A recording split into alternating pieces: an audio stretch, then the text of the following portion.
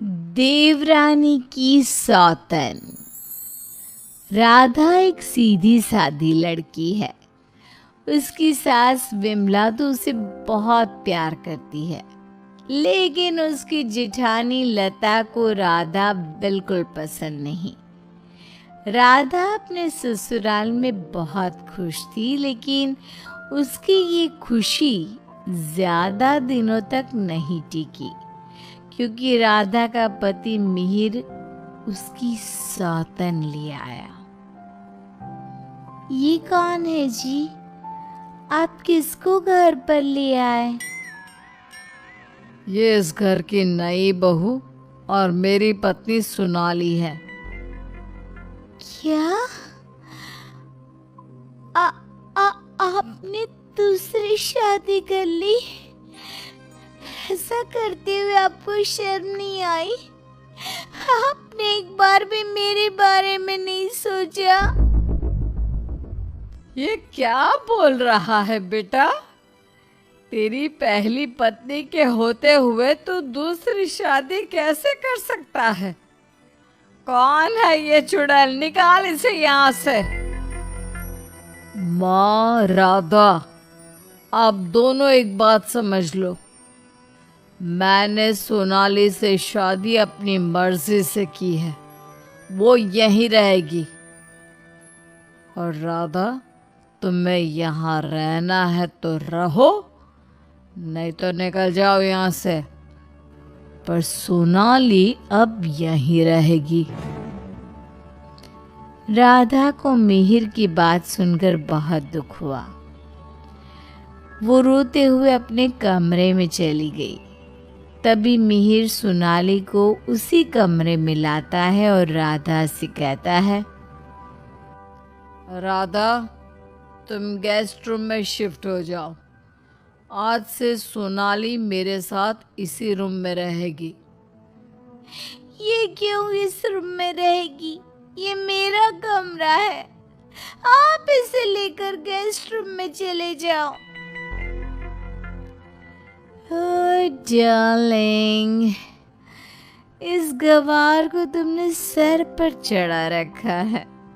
छोड़ो ना, हम दोनों गेस्ट रूम में ही चले जाते हैं। वैसे भी इस रूम का इंटीरियर डिजाइन मुझे खास पसंद नहीं आया। ओके डार्लिंग, जैसा तुम कहो। मिहिर उसे लेकर चला जाता है और राधा कमरे में बैठकर बहुत रोती है। तभी वहां पर विमला और लता आ जाती हैं। विमला राधा को समझाती है, लेकिन लता अपनी देवरानी के जख्मों पर नमक छिड़कते हुए कहती है,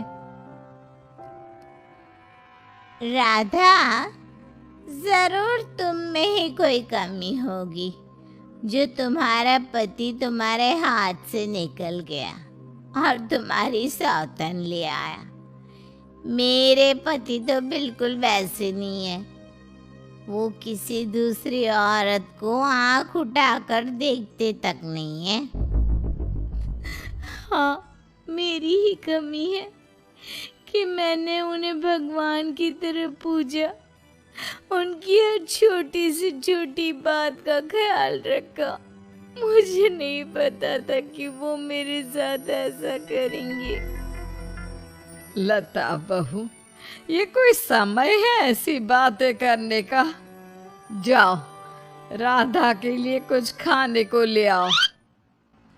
अगली सुबह सब बैठकर नाश्ता कर रहे थे। तभी सोनाली और मिहिर भी वहां आ गए। सोनाली कहती है, डार्लिंग, क्या यहाँ रोज इतना ही ऑयली ब्रेकफास्ट बनता है? मुझे इतना ऑयली खाने की आदत नहीं। सुबह कुछ हेल्दी फूड खाना चाहिए। आज तुम ये खा लो डार्लिंग, कल से तुम जो कहोगी इस घर में वही बनेगा। ओके डार्लिंग, मैं आज तुम्हें अपने हाथों से खाना खिलाऊंगी। सोनाली मिहिर को अपने हाथों से खाना खिलाती है। ये देखकर राधा को बहुत दुख होता है। उसके बाद मिहिर अपने ऑफिस चला जाता है। तब लता सोनाली से कहती है, सोनाली, कैसा लगा तुम्हें अपना ससुराल? अच्छा है, लेकिन यहाँ कोई भी मुझे पसंद नहीं करता। पसंद तो मुझे भी कोई नहीं करता। सब उस राधा के आगे पीछे ही घूमते हैं। चलो छोड़ो इन बातों को, आओ मैं तुम्हें घर दिखाती हूँ। लता सोनाली से बहुत बातें करती है। जब मिहिर घर पर नहीं होता तो दोनों आपस में घंटों बातें करती। लता और सोनाली की नज़दीकियाँ देखकर विमला सोचती है, ये लता बहू हमेशा सोनाली से गुड़ पर चींटी की तरह क्यों चिपकी रहती है? राधा से तो कभी इसने ढंग से बात भी नहीं की। राधा भी तो इसकी देवरानी है और ये देवरानी से बोलती तक नहीं, लेकिन देवरानी की सौतन से चिपकी रहती है। विमला ये सब सोच ही रही होती है कि तभी वहाँ राधा आकर पूछती है, माँ जी, आज रात के खाने में क्या बनाऊं? अरे राधा, मुझसे क्या पूछ रही है? अपने पति से पूछ। मिहिर जी, राधा कुछ बोल पाती इससे पहले ही मिहिर बोल पड़ता है,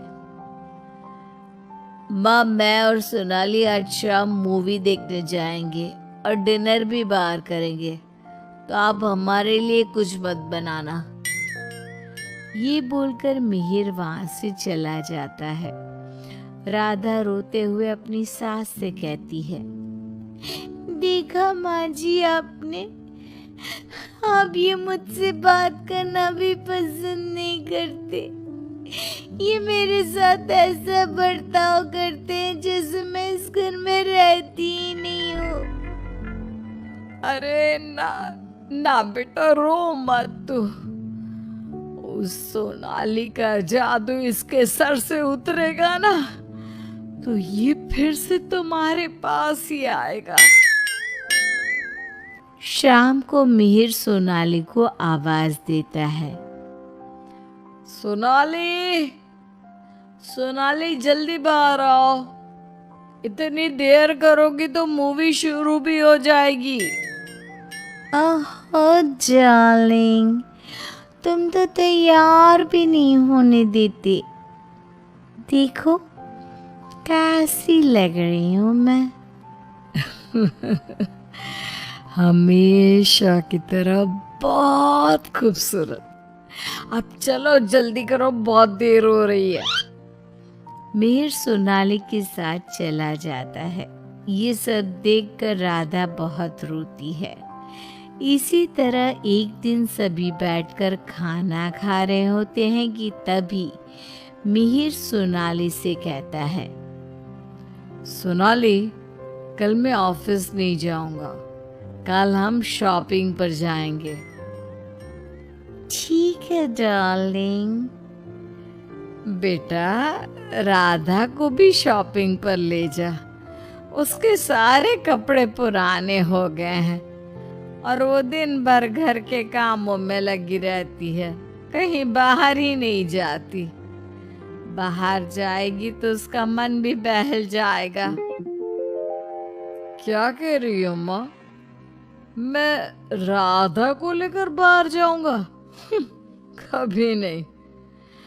सॉरी माँ, लेकिन मेरे पास टाइम नहीं है। मैं आपको रुपया दे दूंगा, आप चली जाना उसे लेकर। बेटा, तू तो राधा को बिल्कुल भूल गया है, मगर ये याद रख, वो आज भी तेरी पत्नी है और इसी घर में रहती है। हाँ तो वो क्यों रह रही है इस घर में, चली क्यों नहीं जाती? राधा, अगर तुम चाहो तो मैं तुम्हें तलाक दे सकता हूँ। तुम ठीक से सोच लो और अपना फैसला मुझे बता देना। बदले में जो चाहो वो मैं तुम्हें दे सकता हूँ। मिहिर की बात सुनकर राधा के ऊपर मानो बिजली सी गिर गई। इसी तरह कुछ दिन बीत गए। राधा अब बहुत दुखी और चुप चुप रहने लगी। एक रात विमला किचन की तरफ पानी लेने जा रही थी, लेकिन किचन में से बातों की आवाज सुनकर वो बाहर ही रुक गई और सोचने लगी, अरे ये इतनी रात को कौन बातें कर रहा है? ये तो लता और सोनाली की आवाज लग रही है। ये दोनों इतनी रात को क्या बात कर रही है? ध्यान से सुनती हूँ तब पता चलेगा। वो दोनों की बात ध्यान से सुनती है। सोनाली लता से कह रही थी, देख मैम साहब, तेरे देवर को मैंने तेरे कहने से पटाया था। मैंने तेरा काम कर दिया। अब तू मुझे बाकी के रुपए दे दे, नहीं तो तेरे घर वालों को तेरी सारी सच्चाई बता दूंगी। अरे तू ज्यादा चालाक मत बन।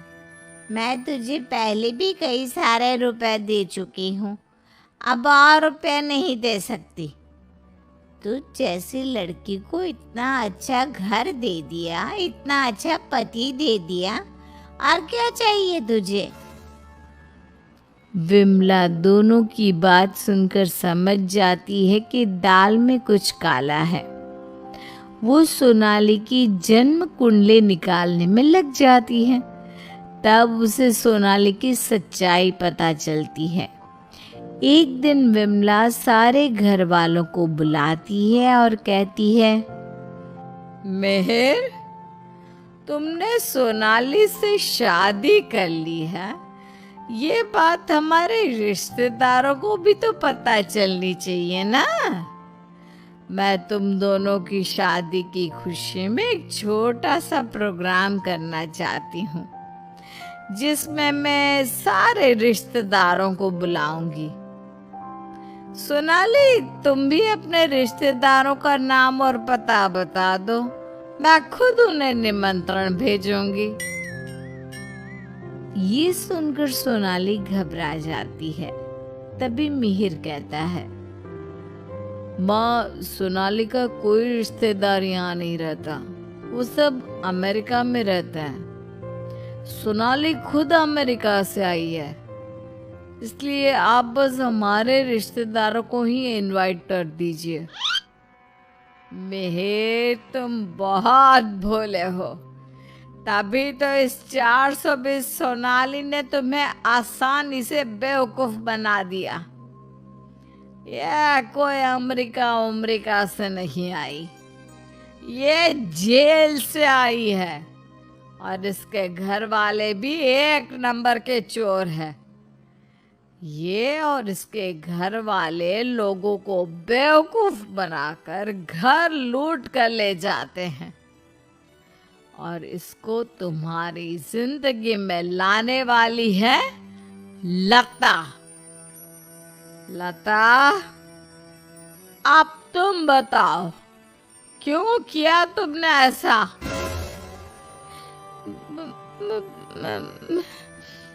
हाँ, मैंने ही सोनाली को रुपए दिए थे कि वो मिहिर को अपने प्यार के जाल में फंसा ले और मेरी देवरानी की सौतन बनकर इस घर में आ जाए।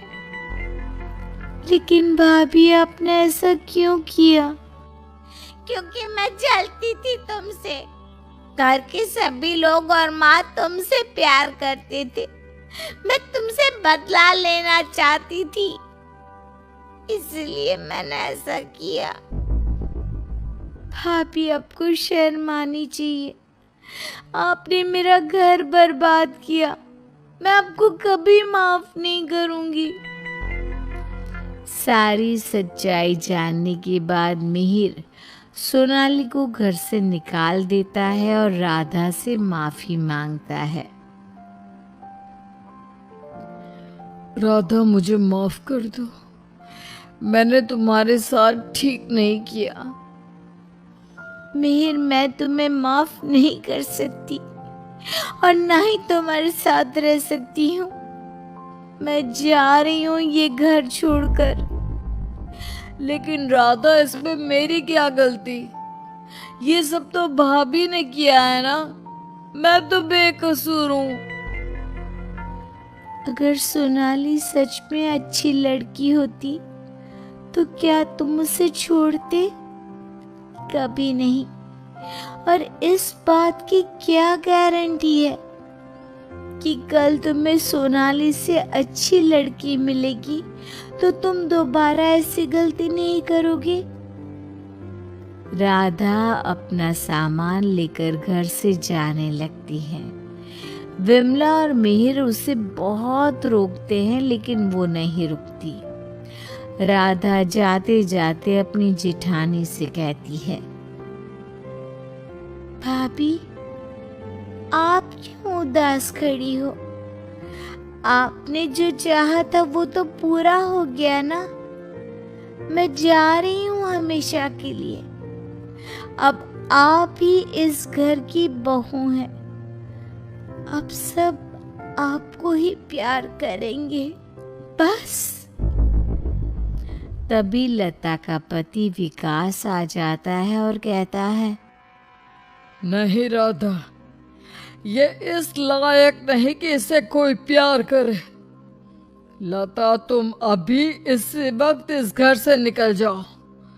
मैं तुम्हें एक सेकंड भी यहाँ बर्दाश्त नहीं कर सकता।